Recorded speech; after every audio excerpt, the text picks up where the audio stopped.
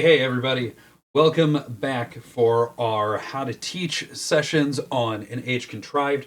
This time around, we are looking at very specifically at our expansion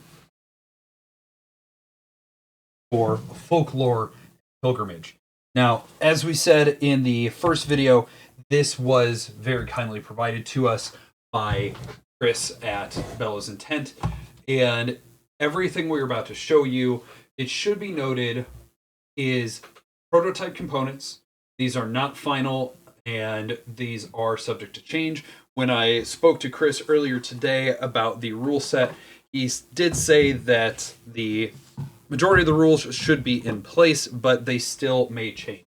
If any rules do change from the time of publication of this video, then we will go ahead and update at the very least the description or the Klingon language if we got that set. So with that in mind, let's go ahead. We're going to look at the new components. The expansion itself is comprised of two new characters, Chronari and Valamond, and two modules, Folklore and Pilgrimage, that can in fact be used either together or separately to enhance and change up the base game in different ways. Before we do move into that, though, I will note that there are two clarifications that they have made in the rules because there were enough kind of issues in the base game that they felt like they needed to address those. And very simply, the first is related to the monument patron tokens. That is these guys. And, drop it. That is these guys. And the monument patron tokens, if you remember, allow you to, at the end of any turn that you're holding on to them, just complete and build a monument section with no other cost to it. However, when you use one of these, you do have to exhaust your entire bottom row of all energy. So I would have to wipe out all of these, for instance, to do so.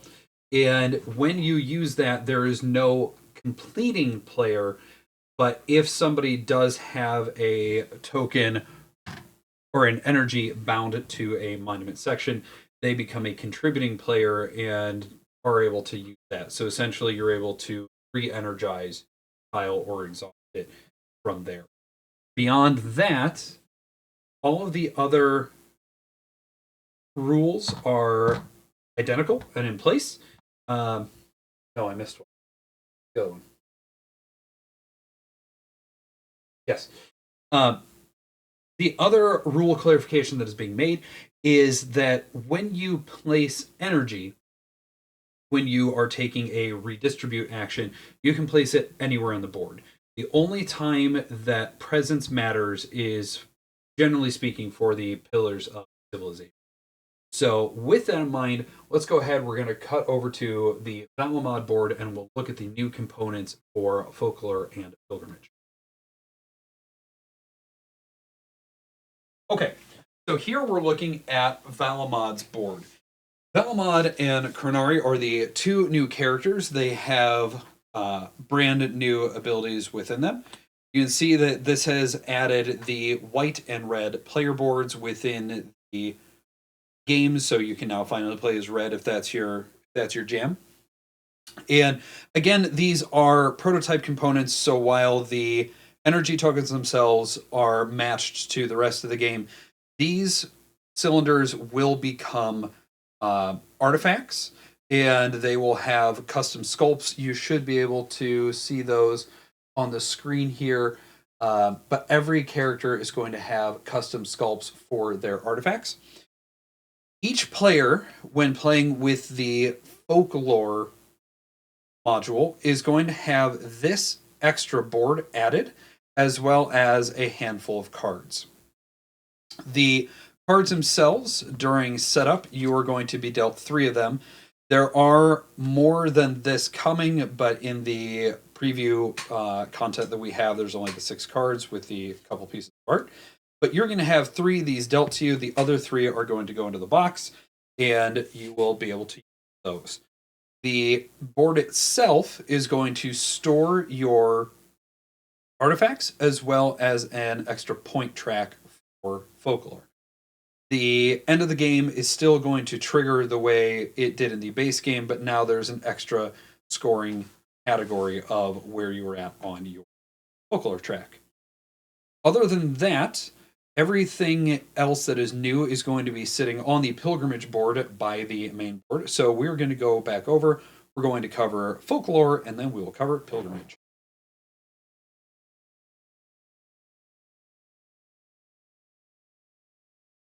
Okay, so here we are looking at the base game of an age contrived, the way we are used to seeing. Looks like when I did set up, I accidentally put away one too many bridges, so just imagine there's a bridge there. Um, the joy of doing this when we do this. So there are two new resources that are able to be added when using either folklore or pilgrimage. If you're using both, they're still both going to be in play. And those are doubler tiles and show these over here, these guys, and the new deck of scoring cards. So these are going to be generated, generally speaking, in the folklore module with your hand of cards, and when you are playing with pilgrimage, they are going to be coming out of the new. So let's go ahead and cover what each of them do. So the first one, the doubler tokens, when you have a energy token bound onto the board, you are able to, given the effect, cover it with a doubler frame. The doubler frame does exactly what it sounds like, in that now counts as 2 of a given token.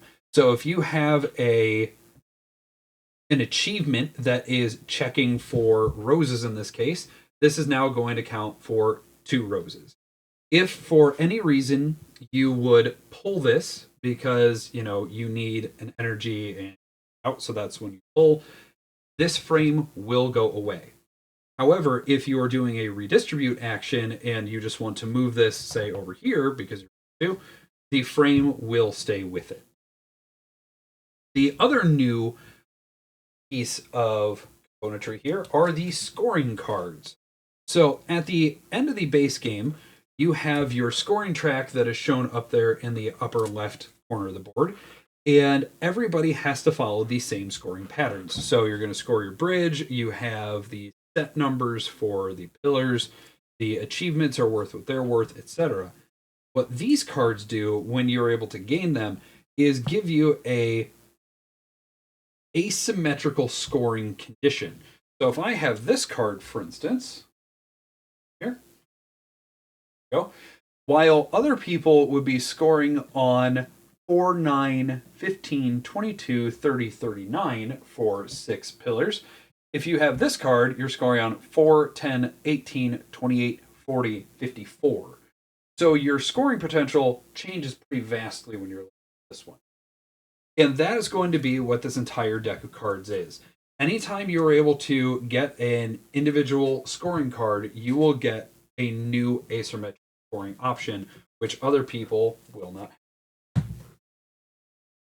Now, in the folklore module, we are essentially having our characters meet mortals along the path.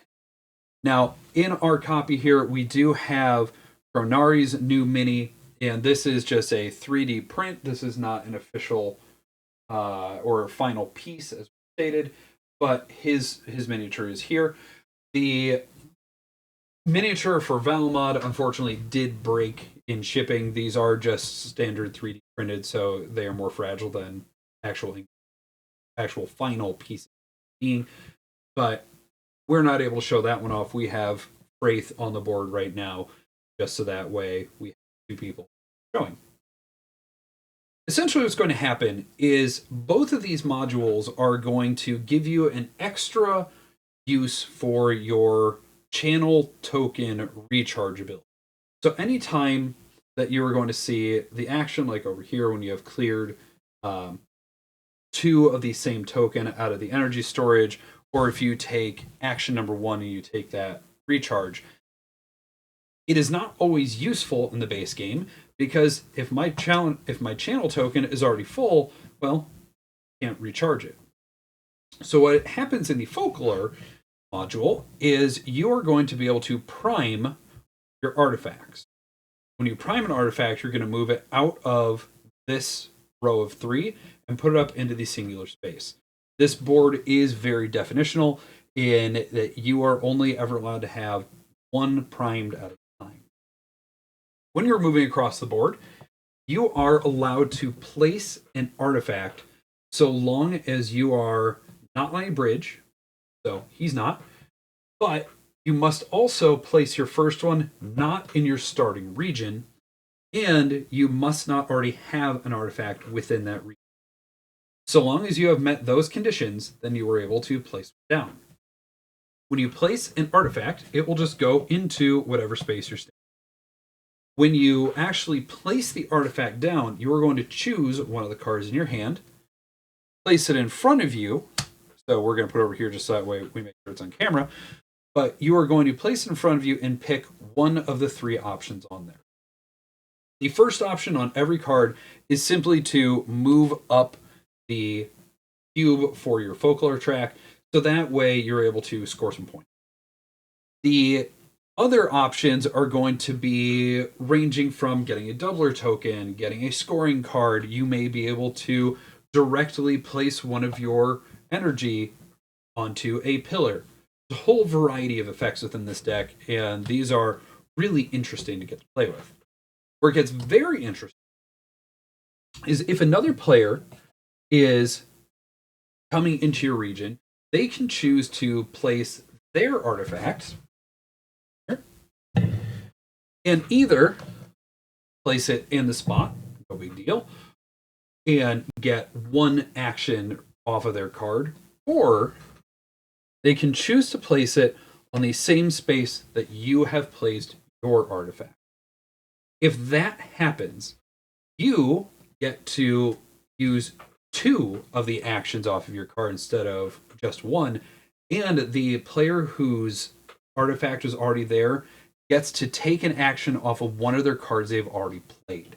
So not only are they going to essentially get 2 actions off of their artifact, but if you have multiple cards played, you might be able to get something off of another card that wasn't used for that particular artifact.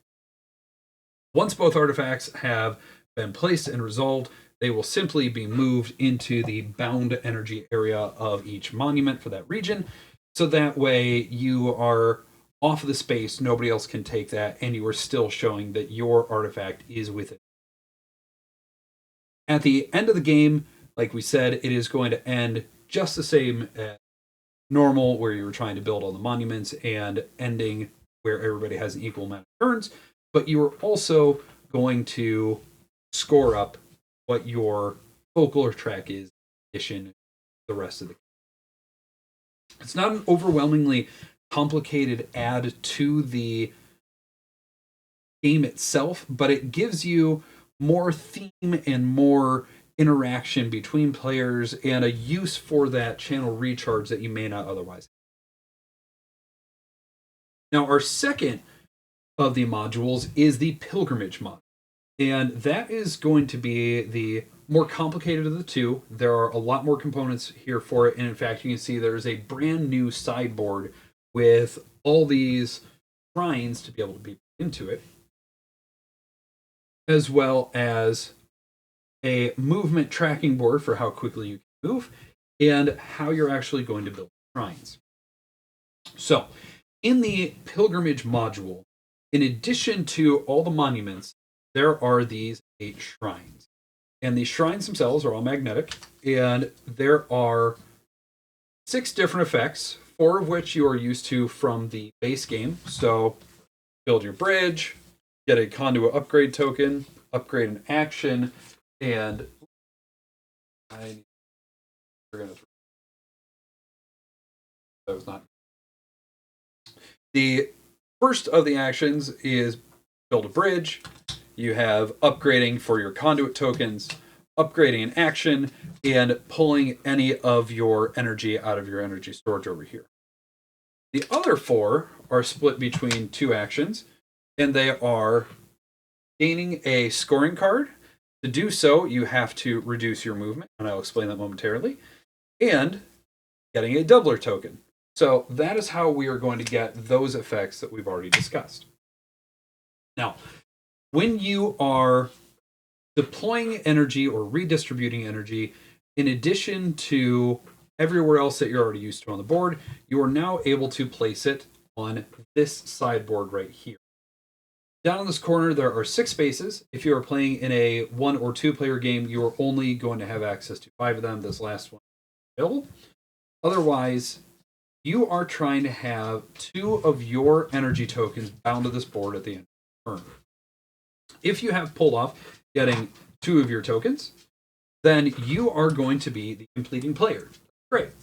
If only one person, or if a person only has 1 tile on there, then they are still going to be considered a contributing player, not a completing. Now, there's a couple reasons you're going to want to do this. The first being that you are going to get to build a shrine. That's just cool. Just like in the monuments, you get to build a new 3D piece on the board, but unlike the way the monuments work, when you are building a shrine, you not only get to go through and pick which one you want to build, let's say I want this one, you get to pick where on the board it goes. So I could choose to put it very early on the pilgrimage board, put it right there. And remember, these are just prototype components, so leave. Or I could put it all the way up here, and nobody's going to be able to use that shrine for quite some time. Now, on the path, you are only ever allowed to have 1 person on any particular space. So this is a big departure from the movement in the main game board. If you would land on somebody, you must go past them. Like in the main game, if you have reached a fork, then you get to choose which way you go. When you are moving, if there is a shrine that is available and built, you can choose to go to that shrine by going down the path. This larger space on top shows you that multiple people can go there. Regardless, when you go to a shrine, you must lose all the rest of your movement, and you have to stop and take whatever that action is. Most of the actions are going to, like I said, just be do the thing. Upgrade an action, build a bridge, whatever. And just like when you complete a monument, if you are a contributing player, you are going to have the option of energizing the tile that you have there. The very important thing is that this is the option. You do not have to energize, which means it stays on the board. If you are the completing player, however, you must energize both of your tokens, or all 3 of your tokens, how many are sitting there, and assign them per normal placement. What's important about that is you are going to energize all of them. There will not be any tiles that bind to the shrine itself. They just get energized, you get their effect. The game end has changed because in addition to all the monuments being built, all the shrines must be built as well. Now, when you're moving down the path, you're going to be able to move as far as your movement speed is, 0, 1, or 2. There are a couple different ways to get different motion on that track in addition to effects that can come off of the 2 new bridges. But on the whole, your movement speed is determined by that track. Now, when you take your energy or your channel token recharge action, again, you can either use it for recharging this or by increasing your speed by 1 step. If you're playing with both Folklore and Pilgrimage, you do have all 3 options available to you of recharge your channel token, prime an artifact, or increase your movement track. When you reach one of the blockades here on the board, and these are broken into 1, 2, 3, and 4, you must decrease your overall speed equal to the symbol on here. So for me to cross this blockade, I have to reduce my speed by 1. At which point, I will get to clear the blockade, meaning anybody can walk in here with no issue, but it also means that I just scored 2 points for myself. Each blockade that's pulled is worth 2 points. Once you have moved into a new tier, it also means you're going to score some points for your pilgrimage itself. So in this case, from crossing from 1 into 2, it's going to score me 4 points at the end of the game, plus the 2 points I got for clearing the blockade. You're going to keep doing that until you reach the end down there. And there's now a race component to this because the first person to clear all the way down is going to score 25 extra points. If you're in second, you are now only going to score 23. So this board gives you more options of how to upgrade your board, how to get resources, how to just interact with your own player abilities, as well as adding in that race mechanism of who's going to get to the end first and score the most. Like we said, the pilgrimage module is going to cause the end game to occur in addition to having shrines built with all the monuments. Other than that, those are the big parts of the expansion. So the expansion itself, like we said, is coming out on Kickstarter on February 4th. And there are 2 different versions of the expansion available. There is the core edition, the standard edition that you're used to. It will have all of the new folklore and pilgrimage modules in here, as well as a base game update kit. Those update kits, I don't know if I have them right around me.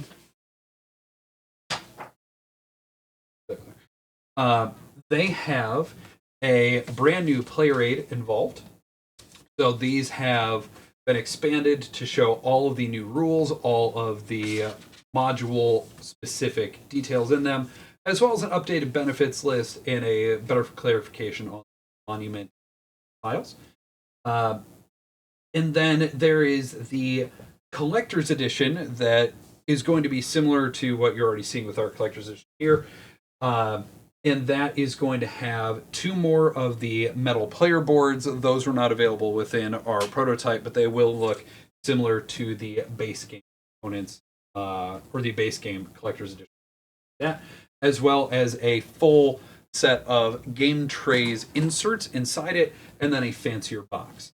While Chris has said that the components in the rules are not final yet, he has confirmed that there will not be a way to fit the expansion into the base box.